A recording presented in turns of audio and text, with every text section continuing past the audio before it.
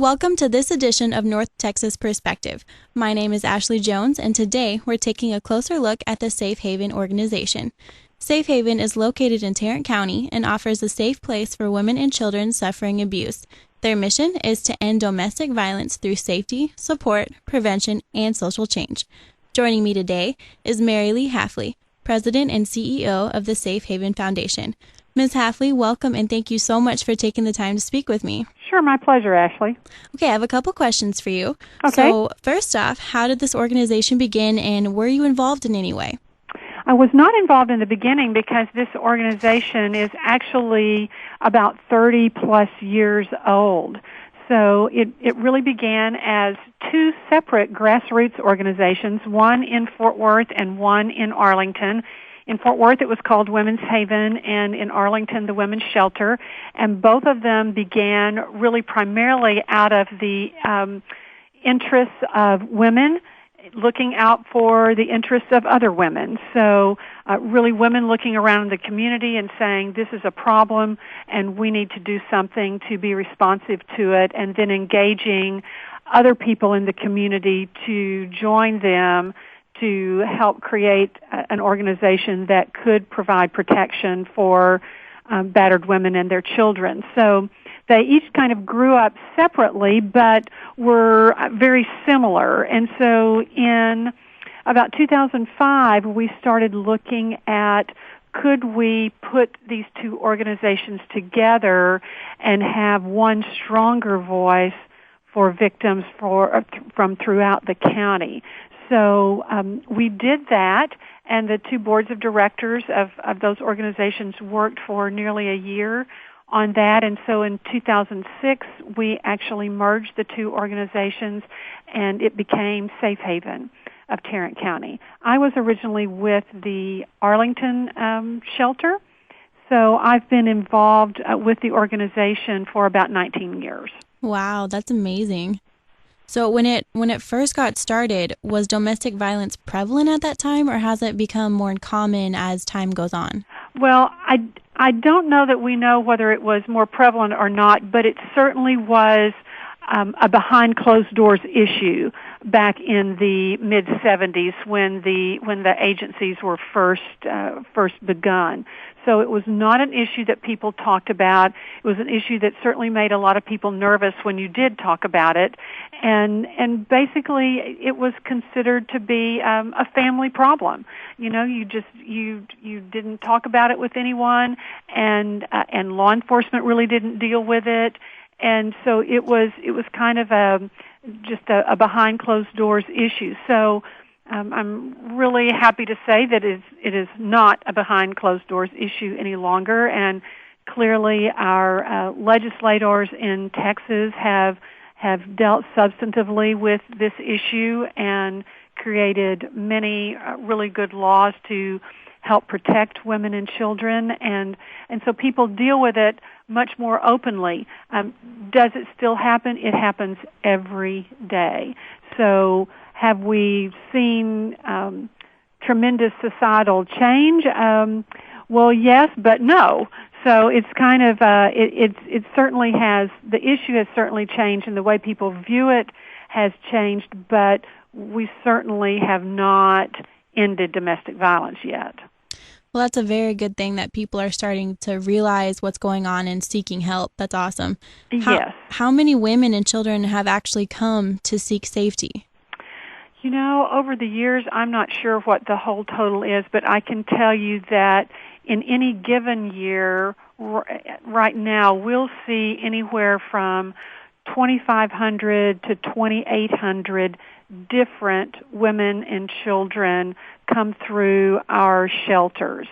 And then we'll probably see another 3,500 to 4,000 women and children come through our resource centers where people can go to get assistance for their situation, but they may not need to come into a shelter. So that kind of gives you an idea of the number of women and children from across Tarrant County that are seeking our services in any given year. That's a lot of women and children that need help. It's a lot of women and children. You're right. Wow. Mary Lee Halfley is the president and CEO of the Safe Haven Foundation.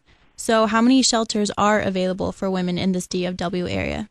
Well, in Tarrant County, we operate two, one in Fort Worth and one in Arlington, but we serve the entire county, so people from all across the county come, and certainly sometimes people come from outside the county or even outside the state because it may not be safe for them to stay in their own cities or areas. There are also a couple of shelters in Dallas and one in Denton and one in Collin County. Those are the majority of ones. There's a very small one in Weatherford and a very small one in Cleburne as well. So there are a number of options for people who live in the DFW Metroplex. That's really good that people have so many ways so they can get help whenever they need it. Absolutely. So how can women get to the foundation if they can't leave their situation? Well, the main way that people connect with help is through a hotline. Every shelter that I just mentioned operates a 24-hour, 7-day-a-week, 365-day-a-year hotline that is always answered by a real-life person. Sometimes that might be one of our staff, or sometimes it might be a volunteer. But calling a hotline is the best way to get connected, because that person that's answering the hotline will know what questions to ask, will help you assess how dangerous your situation is, and will help you know what your options are. It doesn't mean that you have to come into the shelter, but it does let you know how serious we think your situation is and what options are available for you and your children. And I'm sure that makes a big difference for people to feel like they are important for someone to immediately talk to them.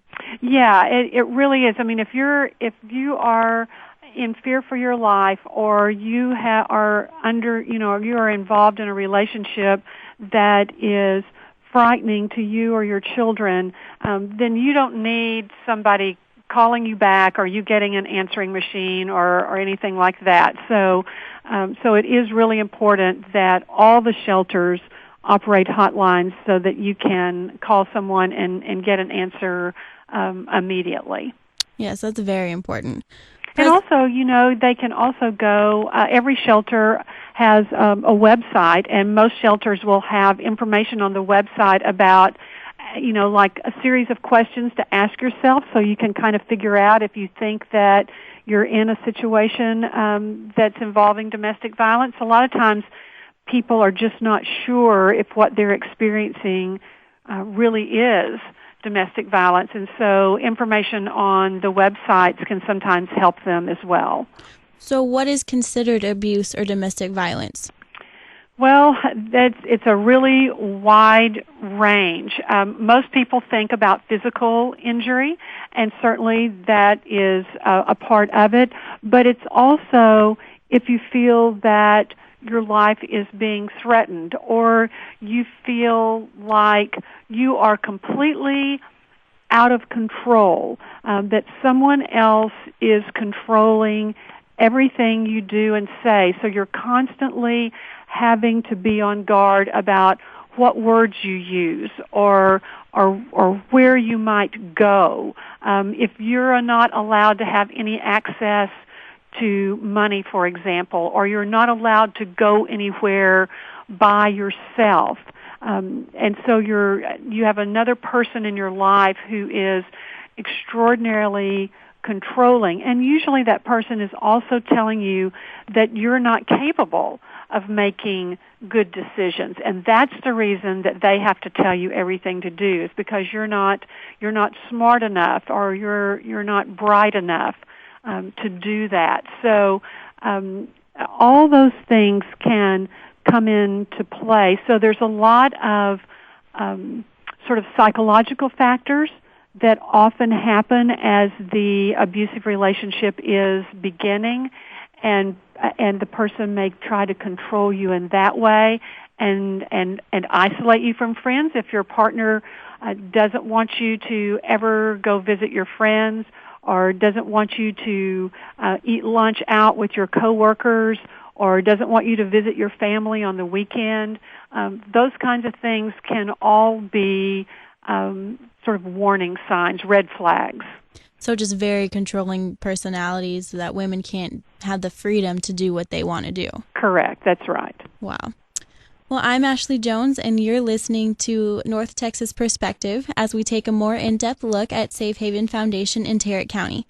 Mary Lee Halfley has joined me. She is the president and CEO, and has taken time out of her day to share with us her thoughts and insights. We're going to take a real quick break, but don't go away. We'll be back with more information. This is North Texas Perspective.